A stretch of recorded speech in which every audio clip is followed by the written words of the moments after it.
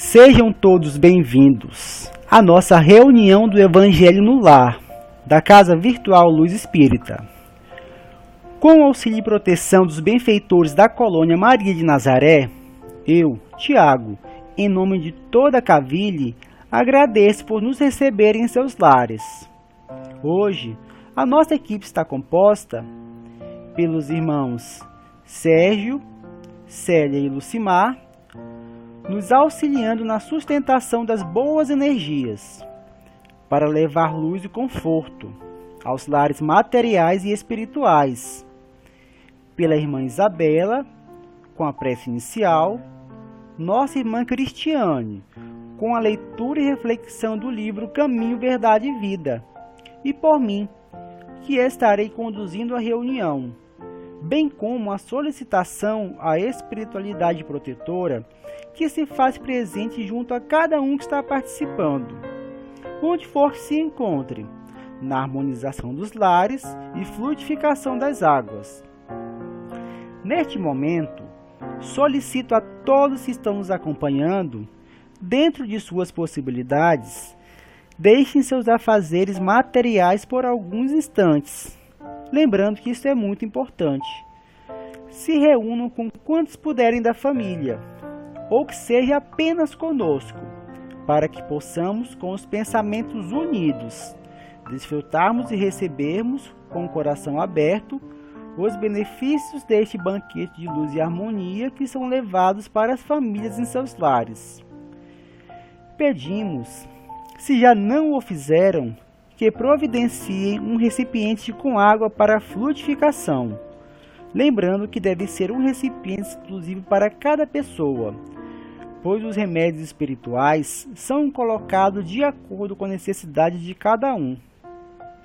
Vamos dar início ao nosso Evangelho de Jesus no lar, buscando interiorização, elevando nossos pensamentos a Deus, nosso Pai maior, a Jesus, nosso Mestre, a nossa Mãe Espiritual Maria de Nazaré e a toda a espiritualidade protetora, estando sempre em constante oração.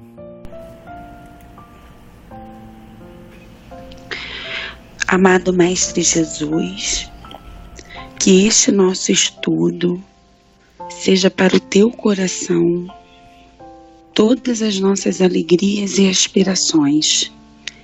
Ensina-nos, Senhor, a executar os teus propósitos.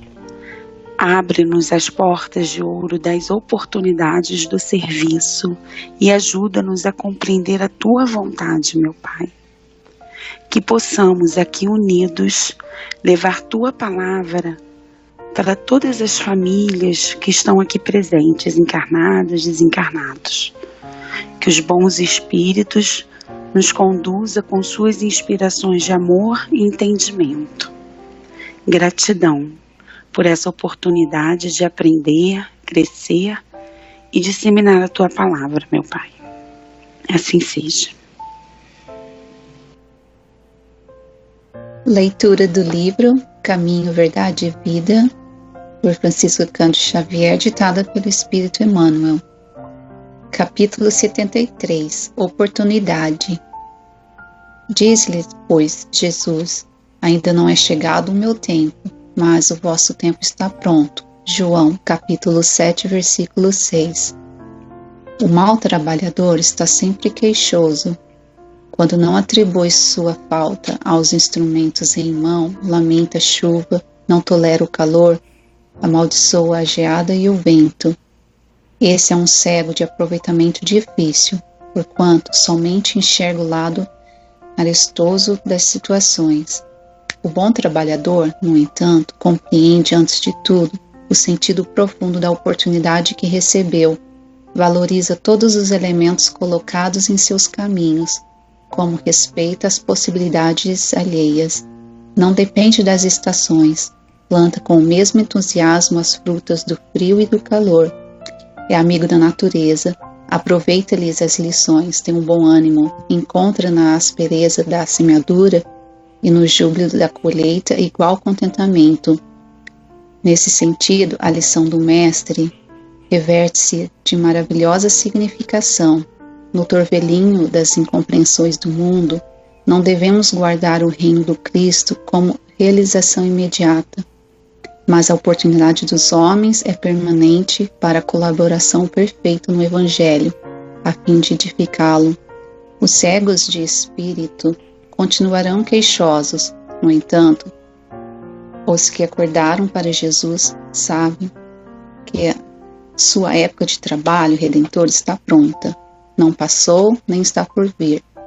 É o dia de hoje, é um ensejo bendito de servir em nome do Senhor, aqui e agora. É este texto, né, o Emmanuel vem nos alertar para que a gente não vive queixando como um mau trabalhador, né?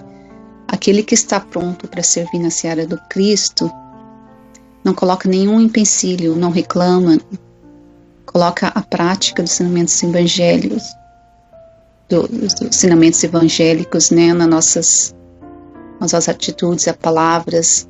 A gente está pronto para ser um discípulo de Jesus.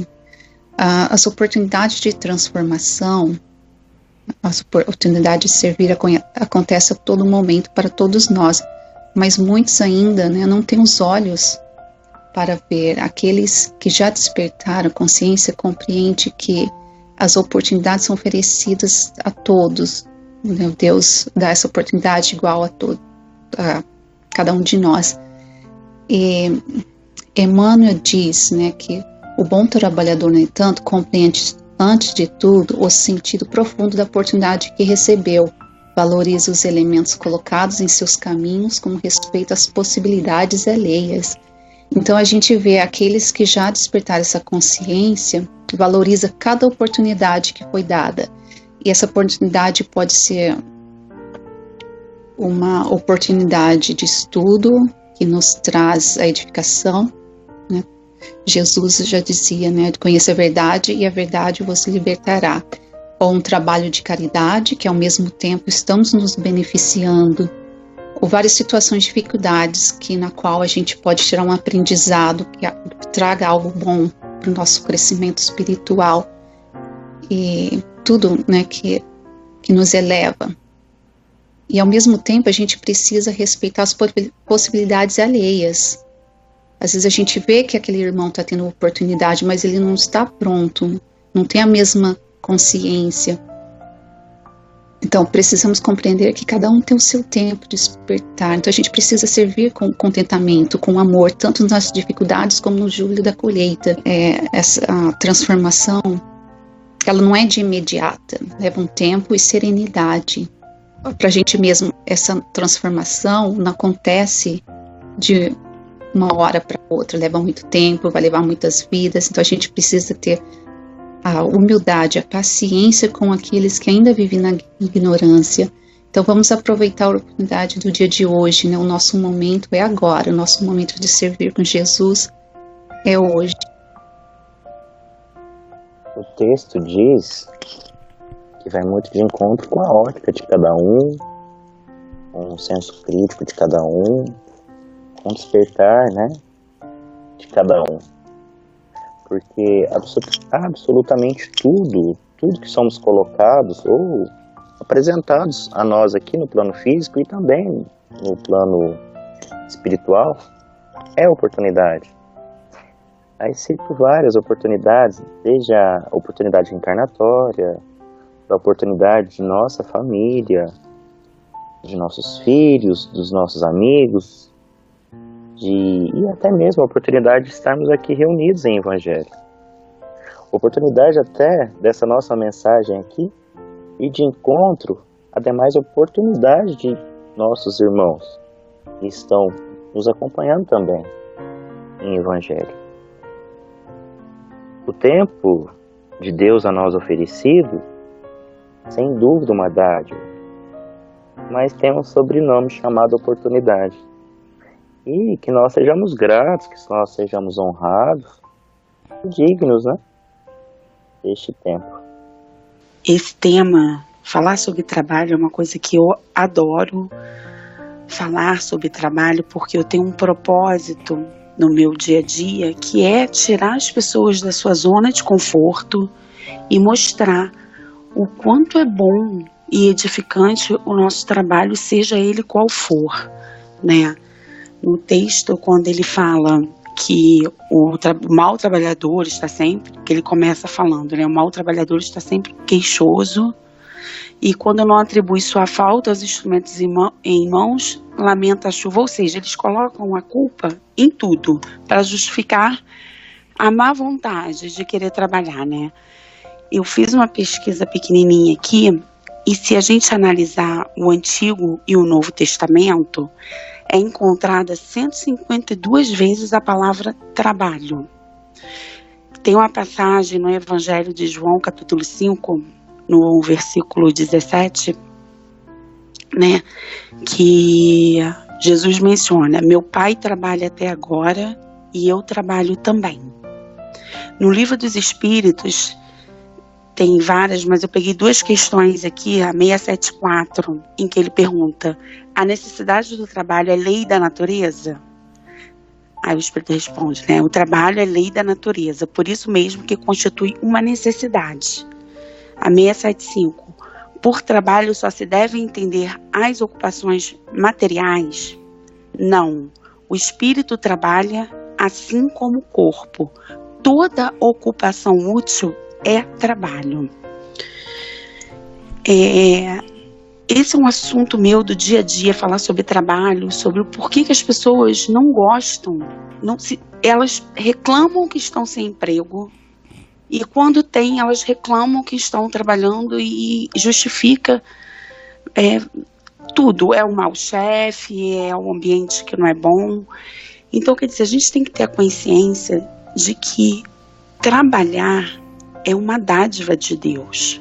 A oportunidade que nós temos de servir, né, naquela empresa que você está, ou qualquer lugar que seja, a oportunidade que a vida te coloca nas suas mãos para que você possa servir com amor, honrar o seu trabalho, é uma oportunidade que tem que ser abraçada com muito carinho. O problema é que eu acredito que, infelizmente, a nossa cultura durante muitos anos, viu o trabalho como um castigo. Eu vejo muitas famílias, inclusive famílias, né, independente da sua condição social, falando muitas vezes: você vai ter que estudar, senão você vai ter que trabalhar até não sei quantos anos, sempre colocando o trabalho como um fardo, como se o trabalho fosse um castigo. Pelo menos eu costumo...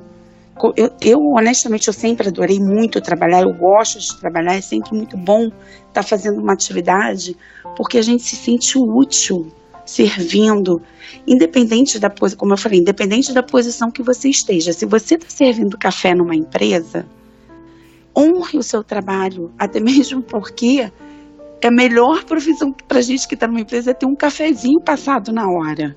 Se você é líder, se você está como um gestor, honre os seus subordinados, trate-os com respeito, sabe? Então eu entendo que quando a gente fala de trabalho, tanto no Evangelho, né, no nosso trabalho espiritual, que é louvável, que seja servir uma sopa, que seja fazer um Evangelho no lar, que é uma grande honra quando nós somos chamados para esse tipo de trabalho, né, que é o trabalho espiritual, vamos dizer assim, mais voltado para o Evangelho. O trabalho nosso do dia a dia, para suprir nossas necessidades, é tão importante quanto, porque ali nós somos úteis, nós somos, sabe, verdadeiramente úteis, trabalhando em prol de algum propósito, né? Então, quando a gente pede, conforme o Evangelho fala, pede e obtereis. Temos hoje casos de desempregados, quanta gente sem trabalhar, sem um emprego, sem uma utilidade, se sentindo inútil. Os nossos, né, velhinhos, vamos dizer assim, que vai chegando numa certa idade e que eles vão se sentindo, assim, perdendo a utilidade, porque nós mesmos começamos a privá-los, achando que eles não têm condições de fazer tal trabalho, mas eles se sentem com a necessidade de trabalhar sim, seja fazendo uma comidinha, Mas todos nós, no fundo, sentimos a necessidade de ser útil, de servir. Eu sei que todo mundo, no fundo, tem essa necessidade, essa vontade, né?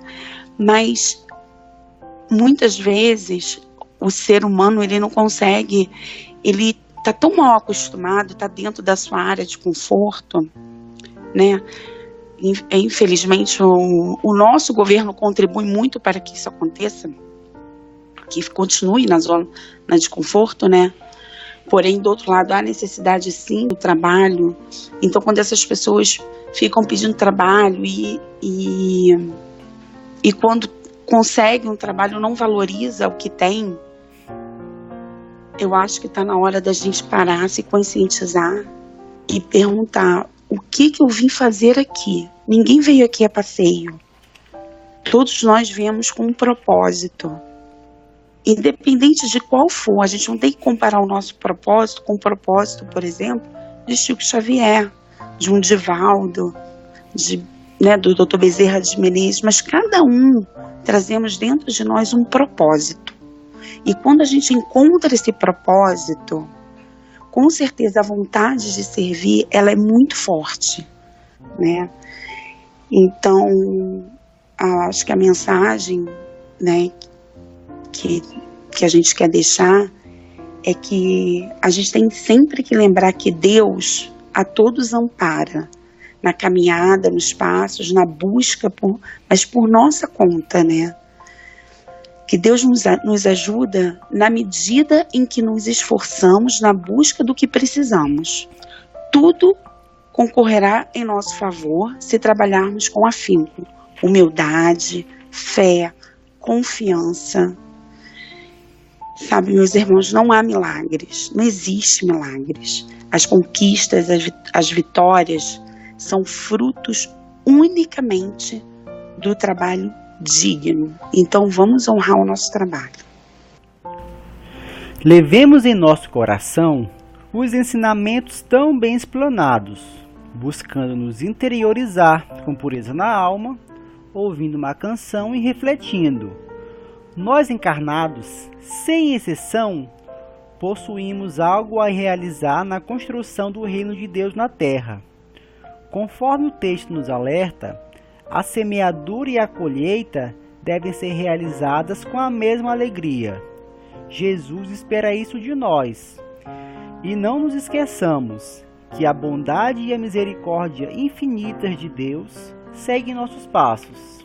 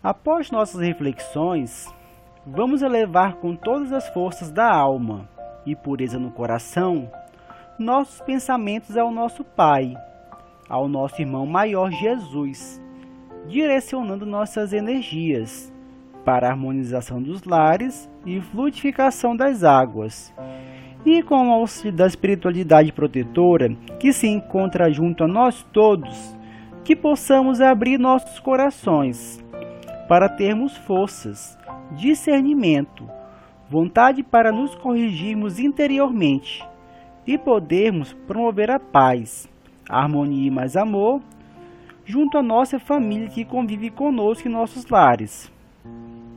Vamos pedir essa harmonização em favor de todas as famílias que, de uma forma ou de outra, se conectaram nesta rede de luz e oração em busca de conforto, diante das desavenças que começam nos lares, se estendendo para toda a sociedade. Pedir a harmonização por nossa família, onde quer que se encontrem, mesmo aqueles que não convivem conosco, por nós mesmos, como também por aqueles que já partiram para a pátria espiritual, que sejamos todos amparados e possamos encontrar a paz e a cada novo dia sermos um pouco melhores. Pedir pelas famílias do nosso país, do nosso planeta e de todos os recantos do universo. Pelos animais, que sejam amados e respeitados por nós humanos. Por todos os nomes que desfilam em nossa mente nesse instante e necessitam de auxílio para se harmonizarem interiormente. Por fim, pedimos ao Senhor Jesus e aos guias e mentores espirituais, principalmente aos integrantes da corrente médica do espaço, que coloquem em nossas águas os fluidos astrais magnéticos, vitais e espirituais, o medicamento a que cada um necessita, para curar as enfermidades e anomalias existentes em nossa alma e corpo físico. Que os fluidos divinos nos proporcionem mais saúde e vitalidade, coragem e força nos trabalhos do bem, elevando a alma, para vivermos em harmonia com tudo e com todos. Que assim seja. O nosso muito obrigado à espiritualidade da colônia espiritual Maria de Nazaré, que nos ampara e ilumina. Envoltos pelo manto de amor incondicional de Maria, pedimos a permissão em nome do nosso Mestre Jesus para encerrar o Evangelho de hoje. Fiquem todos com os pensamentos confiantes do amparo e proteção, sob as bênçãos de nosso Pai Maior Deus, nosso Mestre Jesus, nossa Mãe Espiritual Maria de Nazaré e de toda a espiritualidade de luz, para que possamos viver em paz, com alegria e amor. Assim, até o próximo Evangelho no Lar, da Casa Virtual Luz Espírita.